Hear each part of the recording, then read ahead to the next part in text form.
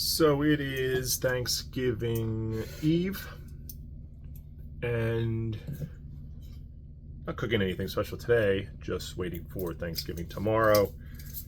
Thinking about some wines to bring for the appetizer. Dessert, picked an ice wine and a Sauterne. I think I spoke about that in the last video. I won't really, I think I showed this Sauterne. I don't know if I showed the ice wine. Ice wine being a very, very difficult thing to make with frozen grapes. Doesn't always happen anymore, especially with the climate shift. So becoming more rare and very expensive to make. Just gonna have a glass of Riesling from Finger Lakes Silicon Hobbs 2020. An amazing vintage out of the Finger Lakes, much warmer. A lot of the Rieslings were more full-bodied, riper, a little more fruit pronounced. Yeah, and there's a little, you could smell it, more tangerine, more orange. The citrus fruits aren't super tart, but they're a little riper.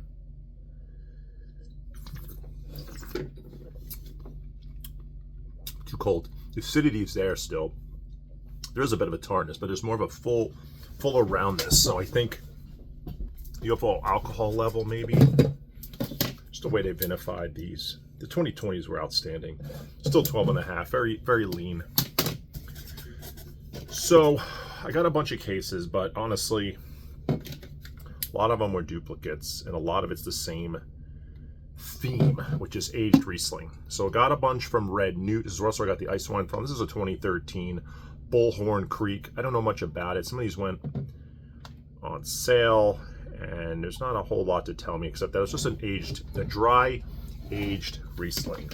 So it's going to be a common theme in this video. Is this a second one? Yep, I got two of them.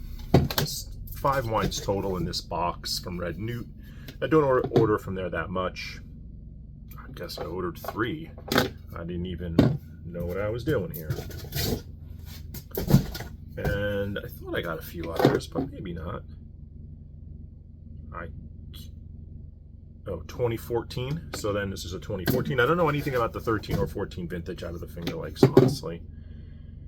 And this is also 14. So 3 13s, 2 14s, and an ice wine that I think had a little bit more age on it. Maybe it was an 11 or something. So that'll be awesome to have with dessert. I really like an ice wine and Sauterne, two of my favorite types of dessert wines. And then I bought a couple cases of Alsatian Riesling. Most were 2014 from 2 Luddites, 2 plots, different plots, but all in the 2014 vintage, except, so it was maybe a case, 12 wines of these. I love an Alsatian Riesling. And then some of these they had a few older ones, 2011s. So I really just bought these to have some more aged whites, aged Riesling specifically.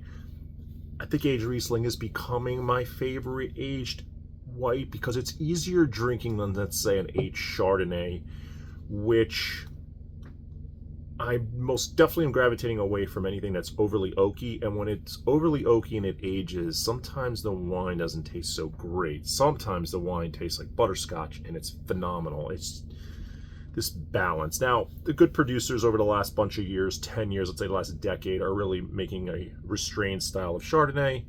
So it's no longer that big, buttery, oaky style, much leaner. If I want leaner, I could easily just buy from Chablis, which is automatically a colder area of France where the Chardonnay is in a cooler climate and in most cases leaner, more acidic, less oak use. They do use oak on the Premier Cru and Grand Crus, but a lot less, probably not a lot of new oak. But either way, I haven't had a lot of Chablis. There's a producer up there named Ravenau it's like a cult producer of sorts, and I really want to get one of his. I was going to get one of those for my 50th as an aged white, but I went with a old champagne, the Bollinger RD instead. So yeah, that's kind of my thing with some of these aged whites. I think Chenin Blanc ages amazingly, and it's not normally over oaked in any Chenin Blanc I've ever had has been over oaked, but a lot less Chenin Blanc than you could find Riesling, and most definitely Chardonnay. So harder to find, and I do specifically like Chenin Blancs from Sauvignon. tiny, tiny little area in the Loire.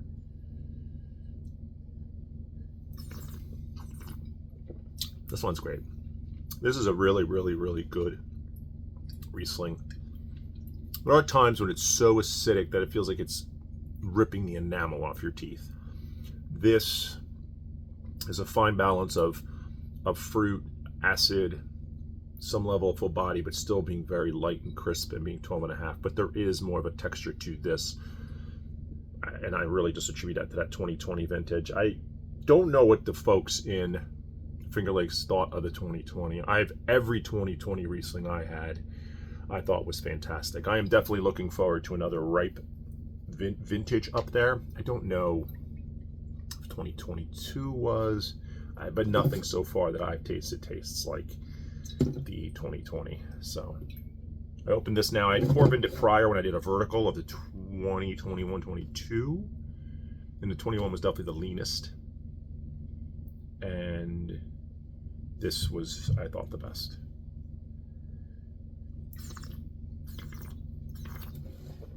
Yes. It's just good.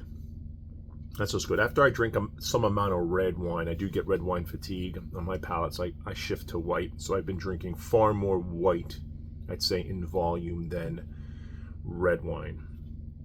It's just sort of what I've gravitated towards in the last year or two. Is there anything else to mention? I'm probably gonna have a cocktail tonight. I made a huge list of cocktail recipes. Like I said, been getting a little bit back into cocktails. I think I'm gonna have something called an American Trilogy tonight. That cocktail, haven't made it yet. I'm gonna have dinner first and then probably make the cocktail. No other wines here. I do have an Obsidian order coming in, and that'll be all red. I don't think there's any white or anything else there. All reds from Obsidian, mostly Cabernets, but could be other varietals. I don't remember 100%. I think I have Silver Threads coming, and I think I have Sheldrake. So only on a handful of wine lists still. Obsidian mostly for their cabs. Silver Thread mostly for their Rieslings. Sheldrake mostly for their Rieslings, but there's some other wines there too. And I think that's it for now. Oh, trying to get back to the Scarecrow. I was at the top of the list, and then I think I didn't buy a vintage, and I might have fallen to the bottom, so I have no clue if I will get an allocation of Scarecrow, but Scarecrow being a Cult Cabernet and being beyond expensive, only going up more and more each year, and that will be one of the wines I showcase at my 50th birthday. Absolutely. Been holding on to that wine for a special occasion, and most definitely it will fit the bill this year for that. I think that is it. There was some news about Tuscany's 2021 vintage has gotten one of the highest ratings of all time in Tuscany. I know specifically Chianti got a super high vintage rating. I wonder if Brunello did too, and if Brunello did, I might need to get a few Brunellos. And what I used to do is when Brunello had a great vintage, I'd go buy about 10 bottles, all about $50 each. So it's, $500 cost. But Brunello's being so versatile, they could absolutely age. They go absolutely great with food. I think I've said it so many times. I think Brunello is the best expression of Sangiovese on the planet. I know there's other great Sangioveses out there, but if I had to pick one place, it's going to be in Tuscany, and it's going to be Brunello. So it's just going to be what it's going to be, Brunello di Montalcino. So I have had some Sangios outside of Italy and some in Italy that were not from there and were fantastic. But if I had to stick to the one and I had to generalize, that is what I would do. So have a happy Thanksgiving. Enjoy whatever wine you're going to enjoy with your turkey and sides and whatever else. If it's a white wine, go white. If it's red, go red. Just enjoy it. Enjoy your family. Enjoy your time. And enjoy what you're imbibing in. Tomorrow's more about family and everything than drink. So have a good night.